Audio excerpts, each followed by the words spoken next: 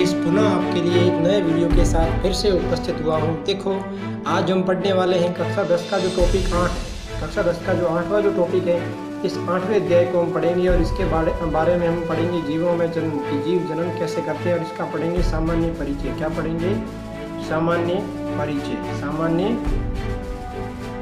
परिचय पढ़ेंगे। और सामान्य परिचय के अंदर हम जानेंगे कि जीव होते हैं, शायद जीव कोई भी। अब देखो, जीव के अंदर जीव दो आएंगे, जिसमें पेड़ पौधे भी जीव होंगे, पेड़ पौधे भी सजीव में आएंगे, और जीव जंतु भी क्या होंगे, सजीव के उदाहरण के अंदर आएंगे।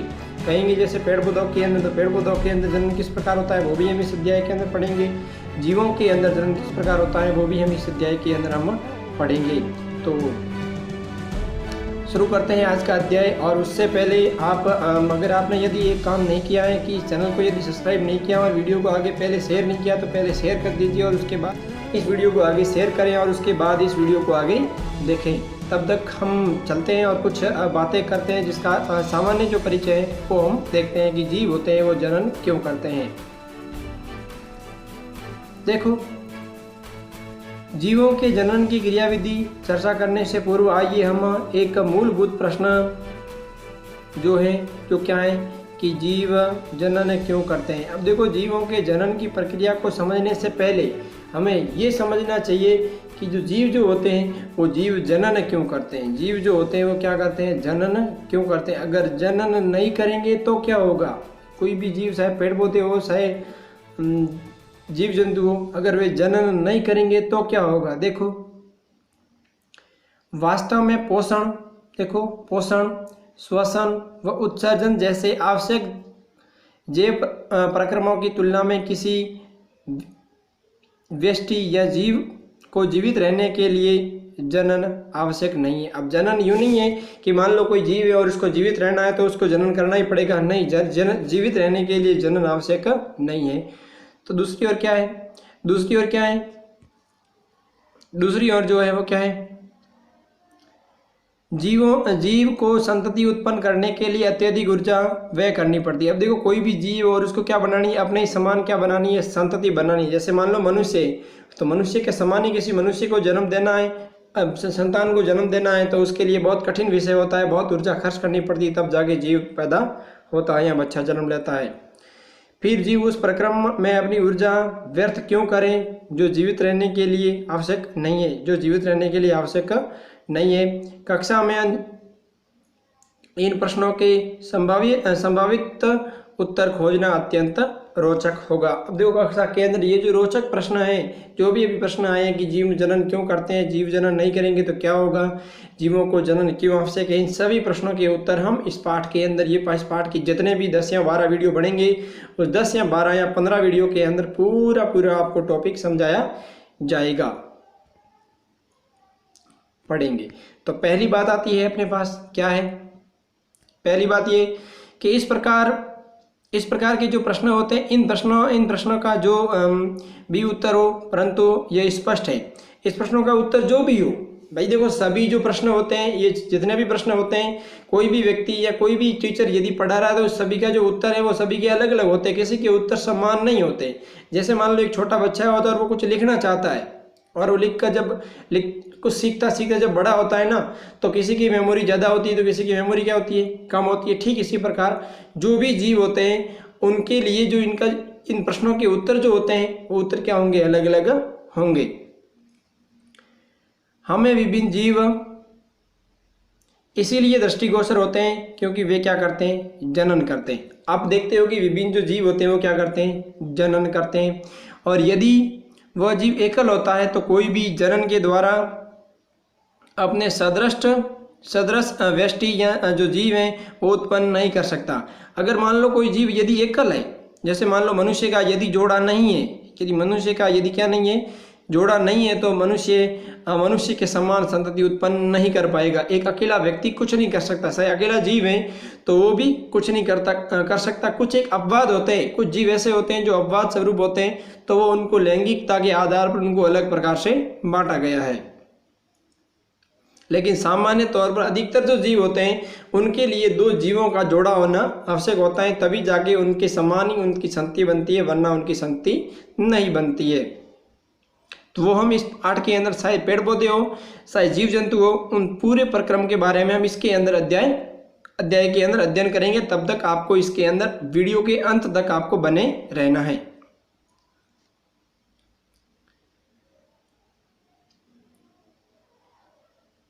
ध्यान दें आगे, उनके अस्तित्व का पता नहीं चलता है और किसी स्पीसीज में, ये अंडरलाइन कर लें कि किसी स्पीसीज में पाए जाने वाले जीवों की विशाल संख्या ही हमें उसके अस्तित्व को क्या कराती है, ज्ञान कराती है। जैसे मान लो मनुष्य, तो मनुष्य का अस्तित्व बहुत, क्योंकि मनुष्य की जो जनसंख्या है वो विशाल है, तो विशाल होने के कारण इसका अस्तित्व लंबे समय तक बना रहेगा। और यदि मनुष्य अपने मान लो जनन नहीं करे, यदि मनुष्य क्या नहीं करे, जनन नहीं करे, अगर वो जनन नहीं करेगा तो आगे आने वाले समय के अंदर जो मनुष्य जाति है वो क्या हो जाएगी, विलुप्त हो जाएगी। इसीलिए वो जनन करती है ताकि उसकी आने वाले समय के अंदर जाति विलुप्त ना हो और मनुष्य की जो पीढ़ियाँ होती है वो बनी रहे, उनकी जाति है वो बनी रहे। हमें कैसे पता चलता है कि दो व्यष्टि या जीव, व्यष्टि का अर्थ होता है जीव एक ही स्पीसीज के सदस्य हैं। सामान्यतः हम ऐसा इसलिए कहते हैं क्योंकि वे एक समान दिखाई देते हैं। अतः जनन करने वाले जीव संतति का क्या करते हैं, सर्जन करते हैं। सर्जन का मतलब है अपने ही समान क्या करते हैं, संतति उत्पन्न करते हैं और वे बहुत सीमा तक उनके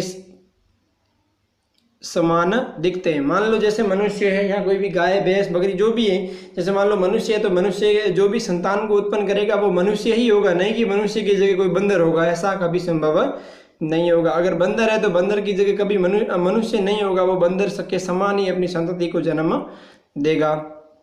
इन बातों का ध्यान रखें।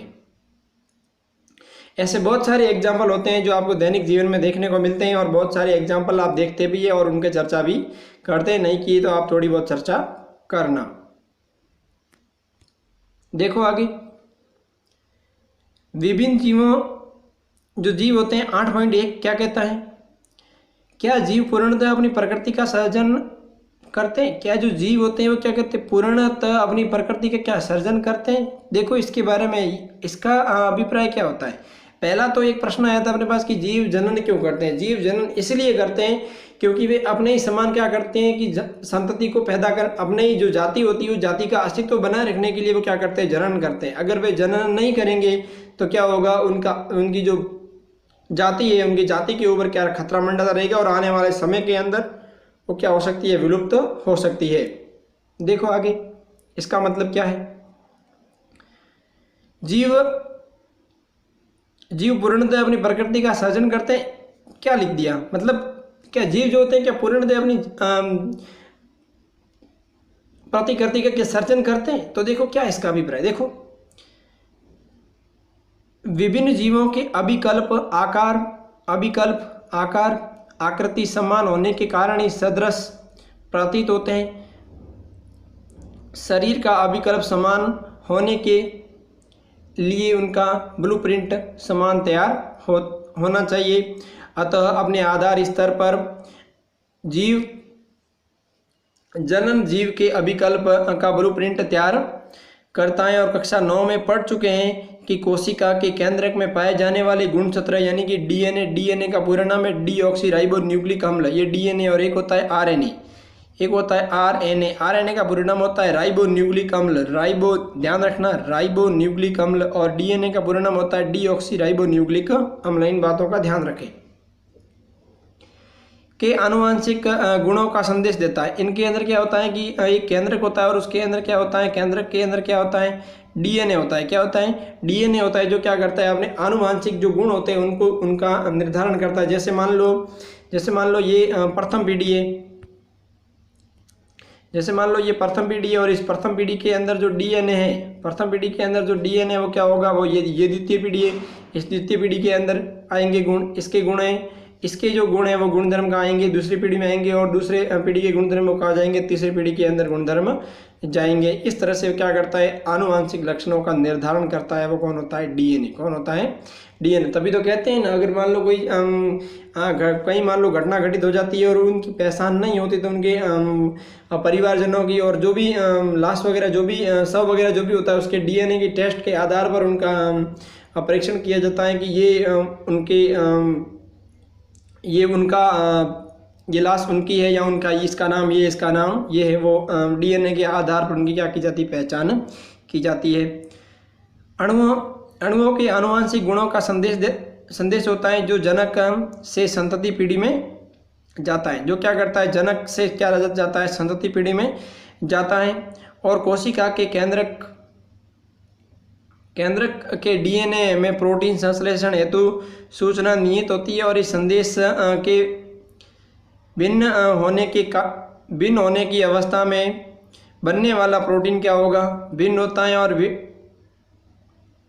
विभिन्न प्रोटीन होने के कारण अंततः शारीरिक अभिकल्प में क्या होती है, विविधता उत्पन्न होती है। अब देखो कोई भी जीव है, जैसे मान लो ये मान लो ये प्रथम पीढ़ी का है, ये द्वितीय पीढ़ी का है। प्रथम पीढ़ी का है वो क्या कहलाएगा, जनक। क्या कहलाएगा, जनक कहलाएगा। और जो द्वितीय पीढ़ी में जैसे आएंगे तो उनके जो लक्षण होंगे वो तो समान नहीं होंगे।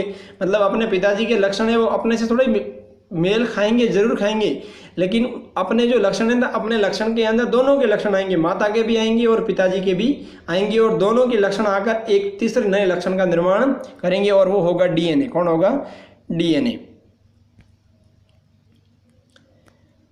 अंततः जनन की मूल घटना डीएनए की प्रतिकृति का होना है। अब देखो डीएनए क्या होता है, डीएनए के ऊपर मैं एक अलग से वीडियो लेके आऊँगा कि डीएनए की वास्तविक जो संरचना होती है वो कैसी होती है, और डीएनए मुख्य रूप से किस प्रकार अपना कार्य करता है। डीएनए की प्रतिकृति बनाने के लिए कोशिकाएं विभिन्न रासायनिक क्रियाओं का उपयोग करती है। अब देखो डीएनए की अगर मान लो प्रतिकृति संरचना बनानी है तो क्या होगा, उसके अंदर रासायनिक जो कोशिकाएं होती है वो क्या करती है, रासायनिक क्रियाओं का उपयोग करती है। और जनन में इस प्रकार डीएनए की दो प्रतिक्रिया बनती है। अब देखो जनन करेंगे तो जनन के समय डीएनए के अंदर दो प्रतिकृतियां बनेगी। कितनी प्रतिकृतियां बनेगी, दो प्रतिकृतियां बनेगी, तथा उनका एक दूसरे में क्या होना, एक दूसरे से अलग होना आवश्यक है। अर्थात उनका जो डीएनए की जो दो प्रतिकृतियां बनेगी उनके अंदर दोनों का अलग, एक दूसरे से अलग होना क्या है, आवश्यक है। परंतु डीएनए की एक प्रतिकृति को मूल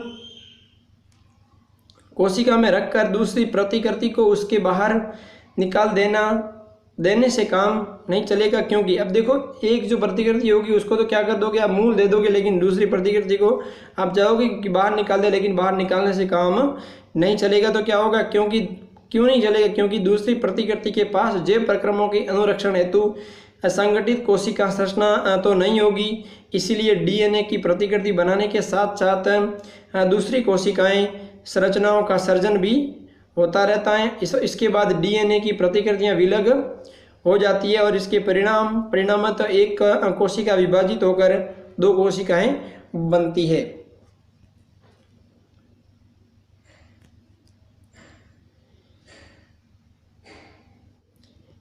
ये दोनों कोशिकाएं यद्यपि एक समान है, परंतु क्या पूर्णारूपेण क्या समरूप है। इस प्रश्न का उत्तर देखो क्या है। इस प्रश्न का उत्तर इस बात पर निर्भर करता है कि प्रतिकृति की प्रतिक्रियाएं कितनी यथार्थता को संपादित करती हैं, और कोई भी जैव रासायनिक प्रक्रिया पूर्ण रूपेण विश्वसनीय नहीं होती हैं। अतः यह अपेक्षित है कि डीएनए प्रतिकृति की क्रिया या प्रतिक्रिया में कुछ क्या होती है, भिन्नता आएगी, और जिसके परिणामतः बनने वाले डीएनए प्रतिकृतियां एक समान तो होगी, परंतु मौलिक डीएनए के समरूप नहीं होगी। हो सकता है कि कुछ विभिन्नता इतनी उग्र हो कि डीएनए की नई प्रतिकृति और अपने कोशिका संगठन के साथ साथ समायोजित नहीं हो पाए, और इसी प्रकार इसी प्रकार की संतति क्या हो जाएगी, मर जाएगी। अब देखो, अब संतति मर जाती है उस समय क्या होता है, मरने का मुख्य कारण क्या होता है कि अपनी संतति मर जाती है। तो उसमें क्या होता है कि जो डीएनए जो होती है उसकी जो मौलिक डीएनए का समरूप नहीं होता है, मतलब डीएनए की जो दोनों समान जो संरचनाएं होती है वो दोनों मेल नहीं खाती है। डीएनए की सामने वाला एक जनक और दोनों का जब डीएनए दोनों आपस में जब परिक्रम करेंगे ना, तो उसमें क्या होगा कि जो संतति होगी ना उसके अंदर जो डीएनए होगा वो दोनों डीएनए की जो प्रतिकृतियां होगी वो मेल नहीं खाती हैं। जब वो मेल नहीं खाती, समरूप नहीं होगी। अब समरूप क्या होता है, गणित में आप गणित में देखा ही होगा, समरूप का मतलब होता है समान नहीं है। समान नहीं होती तो कुछ क्या होती है, जो विभिन्नताएं होती है वो क्या हो जाती है, उग्र हो जाती है, मतलब खतरनाक हो जाती है। तो खतरनाक होने से क्या होती है, उसके अंदर नई प्रतिकृति अपने कोशिका संगठन के साथ समायोजित नहीं हो पाती, और नई जो डीएनए की जो नई प्रतिकृति होती है वो कोशिकाओं के साथ संगठन में समायोजित नहीं हो पाती, और जब समायोजित नहीं हो पाती तो संतति क्या हो जाती है, मर जाती है। और दूसरी ओर डीएनए प्रतिकृति की अनेक विभिन्नताएं उतनी उग्र नहीं होती, और इसके जिनमें ये घटनाएं नहीं होती वो बच्चा जिंदा रह जाता है। अतः संतति कोशिकाएं समान होते हुए भी किसी न किसी रूप में एक दूसरे से क्या होती है, भिन्नता होती है। और जनन में होने वाली विभिन्नताएं ये जैव विकास क्या है, आधार हैं, और इसकी चर्चा हम अगले अध्याय के अंदर हम करेंगे। देखो, जैव विकास का भी एक अध्याय दिया गया, उस अध्याय की हम चर्चा करेंगे इसके अगला अध्याय के अंदर। और अभी हम आगे हम पढ़ेंगे इसके बारे में, ये विभिन्नता का महत्व की जो जीव होते हैं उनके अंदर ये विभिन्नता क्यों पाई जाती है। तो यदि आपको ये वीडियो पसंद आया है और ये वीडियो अगर आपको अच्छा लग रहा है तो इस वीडियो को अधिक से अधिक लोगों तक क्या करें, शेयर जरूर करें। धन्यवाद।